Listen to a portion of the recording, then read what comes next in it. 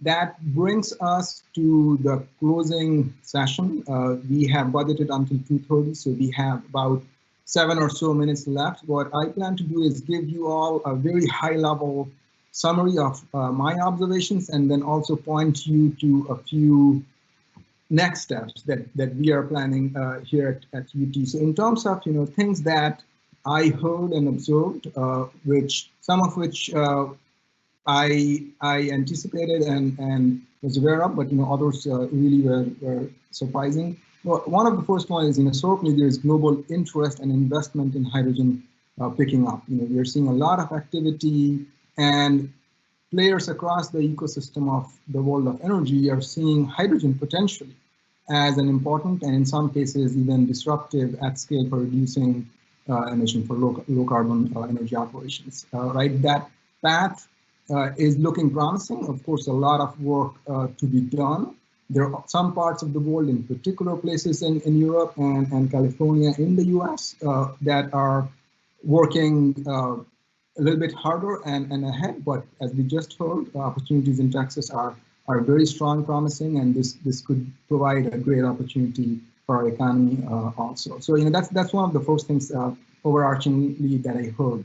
The second thing was there's been tremendous progress that has been made in engineering over the last 15 years or so. So about 15 years ago, I was a grad student in Stanford when I was doing my PhD thesis on electrochemistry of fuel cells. I was looking at how hydrogen and oxygen react on the surface of platinum, a very fundamental science question, and why there is this overpotential, a huge voltage drop just as you start the fuel cell running. And really, that's the time when the hydrogen conversation was starting to become a little bit serious here in the US and elsewhere. But there weren't many big projects. There weren't many companies that really were working across the value chain. There were certainly several players, but not at the level that we are seeing today. Fast forward 15 years, what I'm hearing and seeing, which is just a phenomenal. We continue to hear about solar, wind, battery storage, but what just has happened in 15 years, if at all, I'm sure some of you, were plugged into hydrogen scene 15 years ago. I was.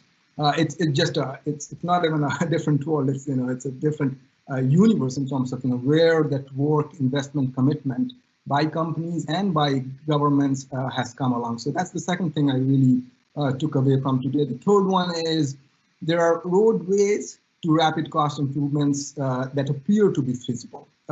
Whether we are able to go down that, how successfully, how fast, that needs to be sorted out, but there are possibilities. So for example, great examples we heard from Siemens and MHI in terms of the technologies and how quickly they are planning and how confident they are for that matter. I think those look very promising. The economies of scales, things that we heard from Gordon in terms of transportation, but then also from Chart and other actors in the ecosystem, really that could help us go down the cost curve pretty quickly. Darrell Wilson from Hydrogen Council did talk about the expectations for hydrogen, and especially in comparison to what has happened for solar and wind. I also do a lot of work, follow very closely solar and wind. 10 years ago, the cost reductions that happen now, they were not anticipated, right? So there are a lot of similar things that could pan out. Of course, it's not a given, but there are good possibilities. So there are feasible pathways to rapid cost reductions. But there are challenges remain, and that's my fourth takeaway, in challenges in R&D, in cost, in infrastructure, and in particular in policy. Something that was very striking today is this aspect of green versus blue hydrogen. And as Tristan pointed out, we can think about it all as in the same bucket of low carbon hydrogen, but there are very promising roadways to green hydrogen in Texas, especially with our low cost renewable generation. Yet, as we heard from Brian Weeks from GTI, and also Jack Bluto pointed out, there are other aspects, both from science and engineering, as well as cost, that need to be sorted out when you think about it in the mix of competitiveness and other options out there.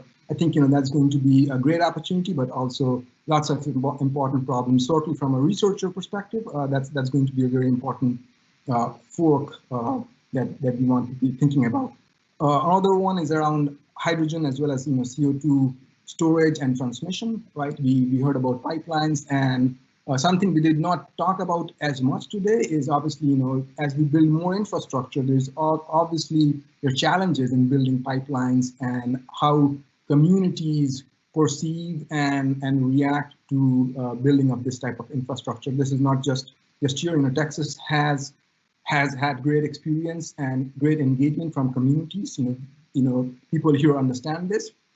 Yet, moving forward, everything is going to be looked at more carefully. So, that's something, certainly we need to have more discussion there, but could be very important in terms of exactly what infrastructure, when and how gets built, but also, what scale we are able to achieve. And then finally, the fifth thing that I heard, which is going to be profound, especially as we try to move this forward in Texas, is the role of policy, and in particular addressing some of these initial but very hard chicken and egg problems. We talked about green and blue hydrogen, obviously, but things that came up we did not discuss much, but it's going to be very important is aspects of regulation and standards.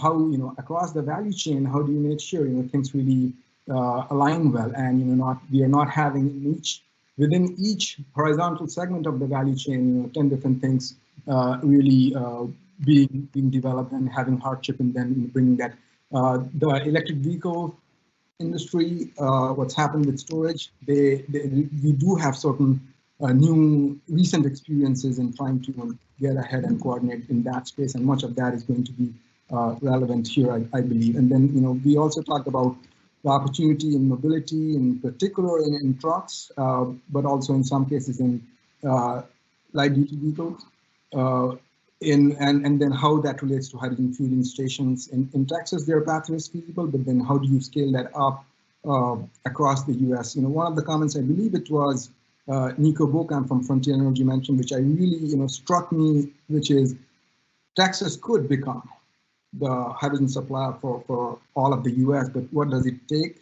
to get there? Really, there are these different challenges as well as this role of policy and regulation that needs to come in to address that. So those are the high-level takeaways. There's a lot of other great discussion we had. In terms of next steps, we are planning to provide more information and recording of this event and sharing the slides. We'll provide more information to you after the meeting.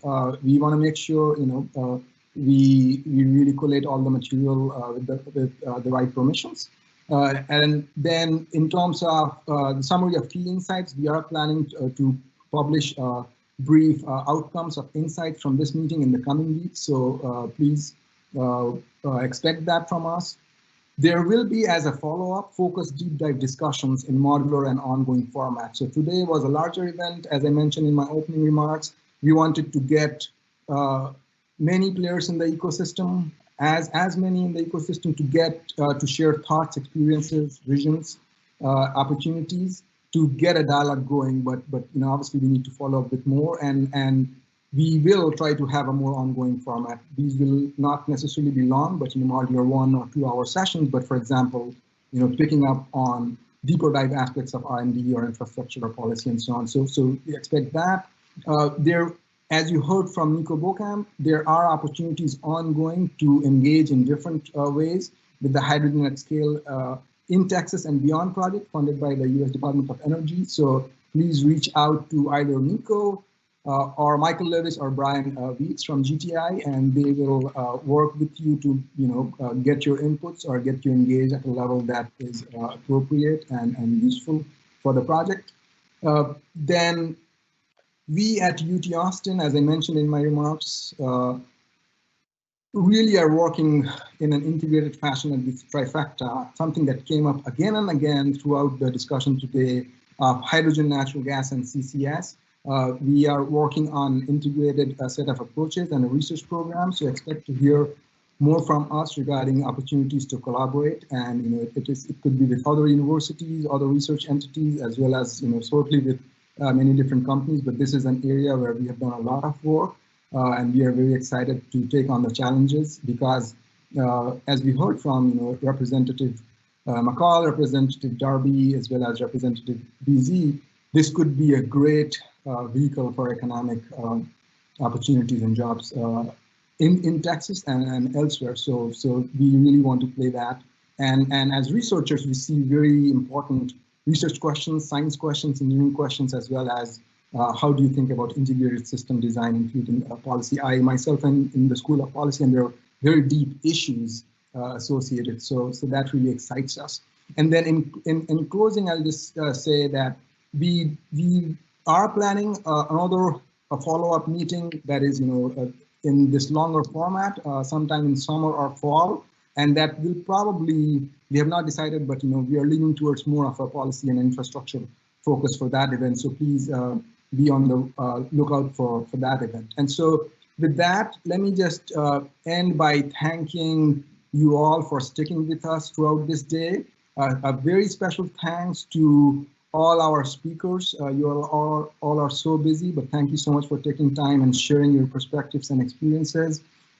Thanks again to the 3 representatives who made the time to even, in this really very, I would say, difficult times in some ways, to share their time and thoughts with us. And then last but not least, the staff at UT, at the Center for Electromechanics, in the Co2 School of Engineering, as well as the Energy Institute and elsewhere across UT Austin, for really making this event possible. So with that, I will close off this event. You all have a great rest of the day, great rest of the week, and we will stay in touch. I expect more information from us in the coming weeks and months. And thank you again so much for joining.